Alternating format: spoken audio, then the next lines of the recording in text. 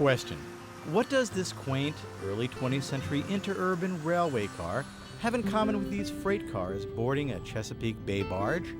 Answer: both of these scenes are part of the diverse operation of the Bay Coast Railroad. As both a commercial freight transporter and a railfan tourist enterprise, the Bay Coast, headquartered in Cape Charles, Virginia, is a truly unique slice of American railroading. In 1884, when Alexander Cassatt built this rail line called the New York, Philadelphia, and Norfolk Railroad, where I'm standing now was nothing but an open field and a shallow creek, but just beyond was the Chesapeake Bay, and that was the reason the railroad was built, was to reach the Chesapeake Bay. His plan was to build rail barges with railroad tracks on them to ferry rail cars back and forth across the bay to connect Norfolk with the northeast markets of Philadelphia and New York. It is believed that these rail barges were the first in the world and later copied by other railroads. The Bay Coast Railroad continues to float rail cars today, as Cassatt did in 1884, and the rail barge that we use can hold 20 to 25 rail cars, and it's our 26-mile movable bridge.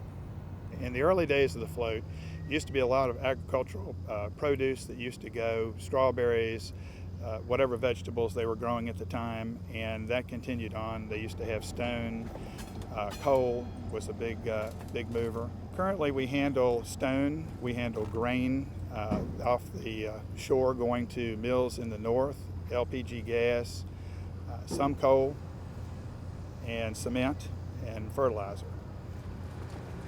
The barge gets across the bay by use of a tug, and the tug, once it departs from Cape Charles, will actually unpin because we're pinned to a float bridge.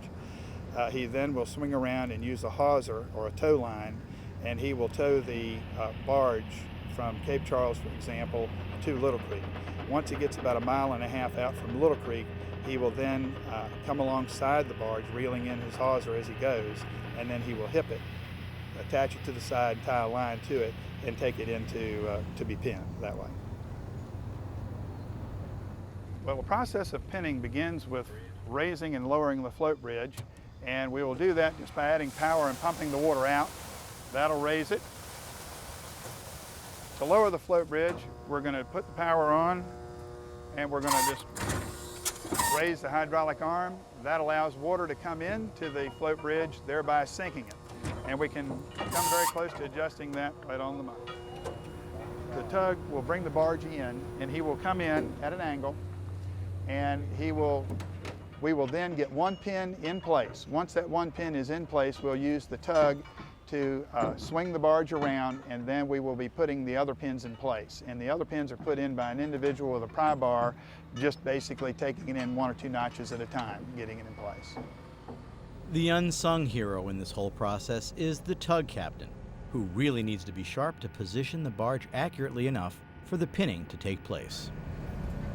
You got to line the tracks up, so if you don't line them up, if you don't hit it right the first time, sometimes you have to wiggle the barge around to get her to line up right. Everything's just so delicate. The railroad bridge, the float bridge is old, and you just got to be real careful. I mean, with this barge here, it's so heavy, if you go in there, with any kind of speed at all, you could completely destroy the whole operation with that. Okay, so the Bay Coast Railroad knows how to get freight across the Chesapeake Bay.